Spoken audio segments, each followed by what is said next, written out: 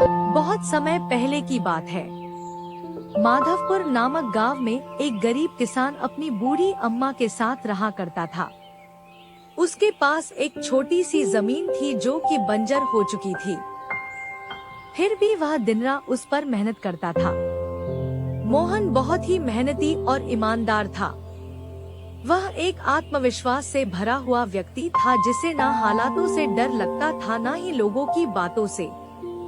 हर दिन सूरज उगने से पहले ही वह उसी आत्मविश्वास के साथ उठता और अपने खेत की ओर बढ़ता जहां सिर्फ बंजर जमीन थी, लेकिन उसके सपनों की हरियाली छिपी हुई थी।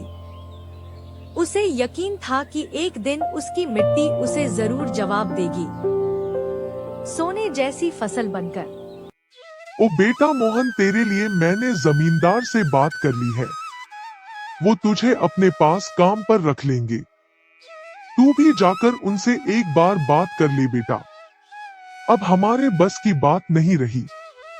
कम से कम वहां रहकर तू अपना गुजारा तो कर पाएगा। मुझे तेरा बहुत ख्याल है मोहन, इसलिए यह कदम उठाया। जाकर बात कर ले, सब ठीक हो जाएगा।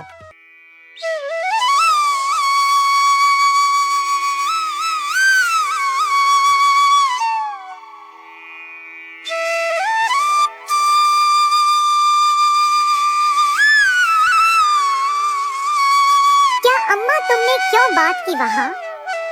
मैं नहीं जाऊंगा। हमारा खुद का खेत है तो मैं दूसरों के पास क्यों काम करने जाऊं? मैं गरीब सही मगर खुददार हूँ। मैं अपनी मिट्टी में पला हूँ, उसी में पसीना बहाऊंगा। चाहे जितनी भी मुश्किल हो अम्मा, मैं अपनी ही जमीन पर मेहनत करूंगा। किसी और की नौकरी नहीं करूंगा। अरे मोहन, उस बंजर जमीन में क्या उगाएगा तू? वो जमीन अब बिल्कुल बेकार हो गई है बेटा। ना उसमें नमी बची है ना जान। तू अपनी जिंदगी यूं ही जाया कर देगा। उस जमीन को संवारते संवारते मैं जानती हूँ तेरा हौसला बड़ा है, पर बेटा हौसले से पेट नहीं भरता। तू मेरी बात मान ले। वो जमींदार कम से कम तुझे रोज की रोटी तो देगा।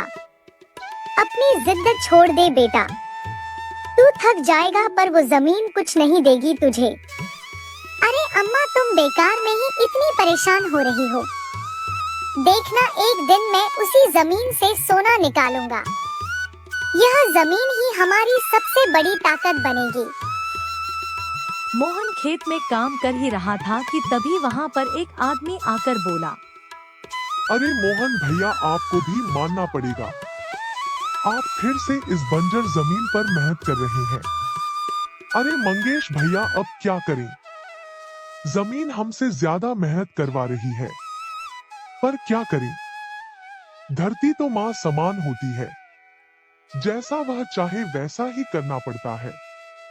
कभी सख्त हो जाती है, कभी चुपचाप सब सह लेती है, कभी बीज को छुपा लेती है तो कभी उसे जीवन दे देती है।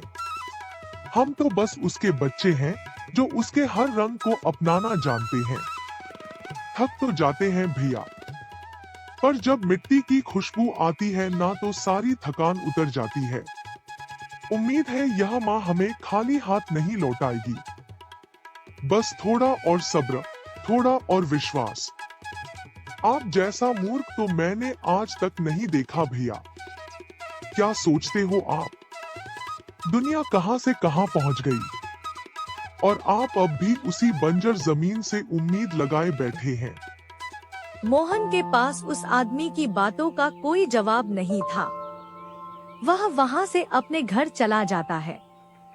जब दोपहर को मोहन थक हार कर घर पहुंचता है तो देखता है कि माँ बुझे हुए चूल्हे के पास चुपचाप बैठी है।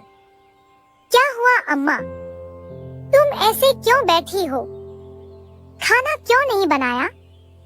क्या बात है? बेटा, चूल्हा जलाने के लिए लकड़ियाँ नहीं है, इसीलिए चूल्हा कैसे जलेगा?